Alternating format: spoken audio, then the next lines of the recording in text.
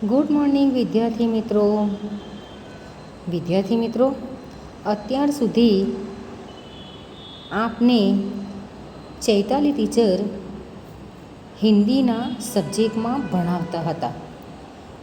હવે હું ઇન્દિરાબેન સોલંકી તમને ધોરણ 7માં हिंदी विषय भणावीश. तो विद्यार्थी मित्रों, आज हम निबंध हमारा दूसरा शेम 2 का हमारा दूसरा निबंध घायल सैनिक की आत्मकथा के बारे में मैं आपको चर्चा करूँगी. कि विद्यार्थी मित्रों, सैनिक शब्द सुनकर आपको पता चल जाता है कि सैनिक का कर्तव्य क्या है, वह कहाँ अपनी फ़र्ज बजाता है और इन पर कितनी मुसीबतें आती है, फिर भी वो अड़ग रहता है कि बॉर्डर पर वे हमारी रात दिन रक्षा करते हैं. कि वहाँ गर्मी है, ठंडी है, चाहे बारिश है, चाहे -डिग्री तापमान क्यों न हो, कि भारी बर्फ़बारी क्यों न हो, फिर भी वह हमारे देश की बॉर्डर पर खड़े रहकर हमारी रात दिन सेवा करता है, ड्यूटी बजाता है. तभी तो हम अपने घर में आराम की चैन की नींद सो सकते हैं, कि हमें कोई चिंता नहीं रहती है. तो विद्यार्थी मित्रों, ऐसे होते हैं हमारे सैनिक. तो विद्यार्थी मित्रों, यहाँ पर आज मैं सैनिक लड़ते लड़ते कैसे घायल हो गया और घायल सैनिक की आत्मकथा के बारे में मैं आपको जानकारी दूंगी. पहले तो विद्यार्थी मित्रों, हमें यह जानना जरूरी है कि आत्मकथा क्या है, आत्मकथा कैसे लिखी जाती है. कि विद्यार्थी मित्रों, आपको 6ठी कक्षा में भी आत्मकथा लिखाई गई थी, फुल की आत्मकथा, और तभी भी समझाया गया था कि आत्मकथा हम कैसे लिखते हैं. तो आत्मकथा लिखते समय अपने जन्म से लेकर अपने आखिरी जीवन के अंत तक का वर्णन आत्मकथा में लिखा जाता है. लेकिन विद्यार्थी मित्रों, कभी भी आत्मकथा लिखते वक्त उसकी मृत्यु दर्शाना नहीं है. क्यों नहीं दर्शाना? क्योंकि जीवित व्यक्ति ही अपनी आत्मकथा लिख सकता है कि कह सकता है. जब व्यक्ति की मृत्यु हो जाती है तो वो आत्मकथा कैसे कहेगा या कैसे लिखेगा. तो विद्यार्थी मित्रों, यह बाबत आपको ध्यान में रखनी है कि कभी भी निबंध में आप आत्मकथा लिखें तो कभी भी आपको जिस चीज़ की आत्मकथा लिख सकते हो, कि चाहे वो प्राणी हो, मनुष्य हो, सजीव हो, निर्जीव है, तो उसकी मृत्यु दर्शानी नहीं है. कि जीवन के अंत में उसकी क्या अवस्था है वह आपको दर्शाना है. तो विद्यार्थी मित्रों, यहाँ पे मैं घायल सैनिक की आत्मकथा के बारे में आपको चर्चा कर रही हूँ. तो सैनिक कैसे घायल हो गया, तो पहले तो सैनिक की भूमिका दर्शानी है. कोई सैनिक कैसे बना, कहाँ रहता है, क्या करता था, इनकी दिल की क्या तमन्ना थी, यह दर्शाने हैं. तो विद्यार्थी मित्रों, और आत्मकथा में आप अपने आप वर्णन कर रहे हो ऐसे ही दर्शाना है, कि आप बोल रहे हो ऐसे ही बताना है. कि आत्मकथा में किसी व्यक्ति के बारे में वर्णन नहीं करना है, अपने आप के बारे में. कि विद्यार्थी मित्रों, आप कभी भी किसी भी चीज़ की, वस्तु की, मानवी की आत्मकथा लिखे तो खुद वह चीज़ या आदमी बन जाना है आपको ही. कि यहाँ घायल सैनिक की आत्मकथा के बारे में, तो हमें खुद घायल सैनिक बनना है और अपनी आप बीती दर्शानी है. तो विद्यार्थी मित्रों, देखिए कि मैं भारतीय सेना का भूतपूर्व सैनिक हूँ, कि हमें खुद यह पात्र बन जाना है. तो तो यहाँ क्या दर्शाया कि मैं भारतीय सेना का एक भूतपूर्व सैनिक हूँ। भूतपूर्व यानी पास्ट हो गया कि पहले भारतीय सेना में मैं कार्य कर रहा था, कि अपनी फ़र्ज बजा रहा था, लेकिन अब वह नहीं है, पहले था। मैंने कई युद्धों में भाग लिया है, कि कितने युद्ध हो गए, इन सभी युद्धों में मैंने भाग लिया है। यदि तुम मेरे बारे में कुछ जानना चाहते हो तो सुनो, कि यदि आपको मेरे बारे में कुछ जानना है तो अब सुनिए। मेरा जन्म महाराष्ट्र के एक छोटे से गांव में हुआ था, कि महाराष्ट्र के एक छोटा सा गांव है, उसमें मेरा जन्म हुआ था। मेरे पिताजी और मेरे चाची जी भी सेना में थे, कि मेरे पिताजी और चाचा जी भी सेना में कार्य करते थे पहले। वे चाहते थे कि मैं भी सेना में भर्ती होकर देश की सेवा करूं, कि मेरे पिताजी और चाचा जी की यही इच्छा थी, तमन्ना थी कि मैं भी भारतीय सेना में भर्ती हो जाऊं और देश की सेवा करूं, देश की रक्षा करूं। अतः पढ़ाई पूरी करके मैं नासिक के भोसला मिलिट्री स्कूल में भर्ती हो गया, कि नासिक में एक मिलिट्री स्कूल है, उसमें मैं दाखिल हो गया, कि भर्ती हो गया।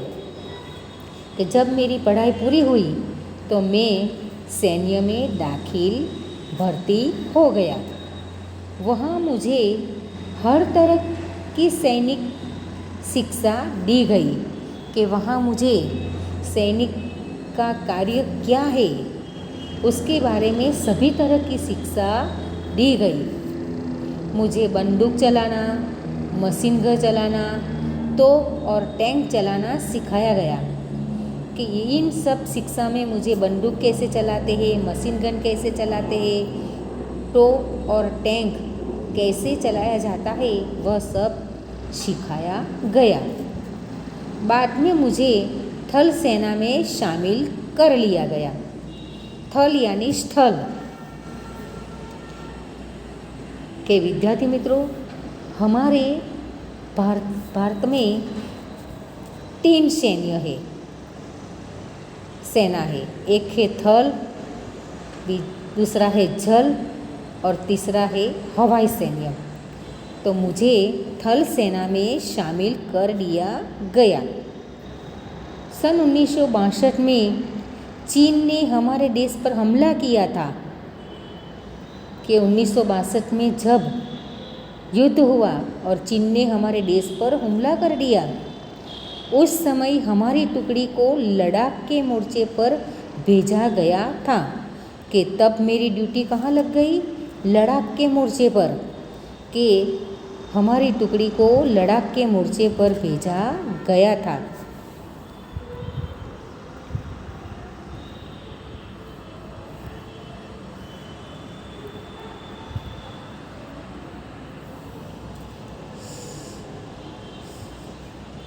तब मैंने जान की बाजी लगाकर भारतीय चौकियों की रक्षा की थी, कि मैंने अपनी जान की भी परवाह नहीं की और भारतीय चौकियों की रक्षा की। मैंने अनेक चीनी सैनिकों को मार गिराया था, कि जितने भी चीनी सैनिक हमारे सामने से आए उन सबको हमने मार गिराया। लड़ाई खत्म होने पर वीरता के लिए मेरा सम्मान किया गया, कि जब लड़ाई खत्म हो गई तब वीरता के लिए हमारा सम्मान किया गया। मेरी पदोन्नति भी हुई। पदोन्नति यानी कि पद में उन्नति, कि इतना सारा कार्य करने पर मेरी पद में उन्नति की गई। 1965 में पाकिस्तान के साथ जो युद्ध हुआ था उसमें भी मुझे सीमा पर भेजा गया था, कि इसके बाद 1965 में पाकिस्तान के साथ जब युद्ध हुआ तब वहाँ भी सीमा पर मुझे भेजा गया था।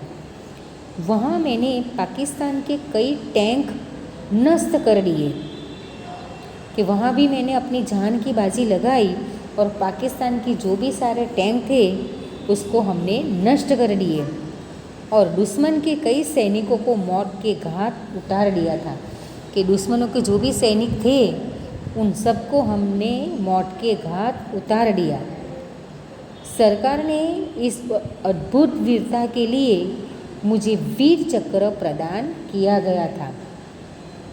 कि वहाँ भी मैंने इतना वीरता और साहस दिखाई कि सरकार ने इस अद्भुत वीरता और साहस के लिए मुझे वीर चक्र प्रदान किया था। सेना में रहते हुए हर साल कुछ दिनों के लिए मैं छुट्टी लेकर अपने गांव आता था।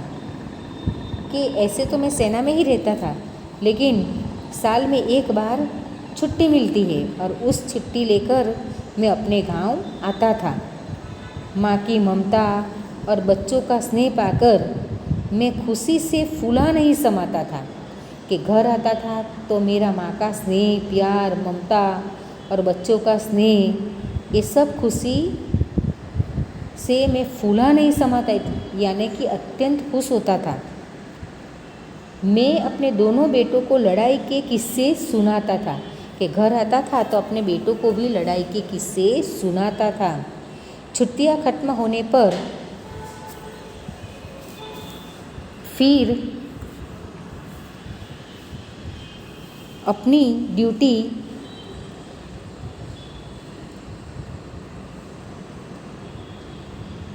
पर वापस लौट जाता था। कि जब छुट्टियां खत्म हो जाती थी तब मैं वापस अपनी ड्यूटी पर लौट जाता था।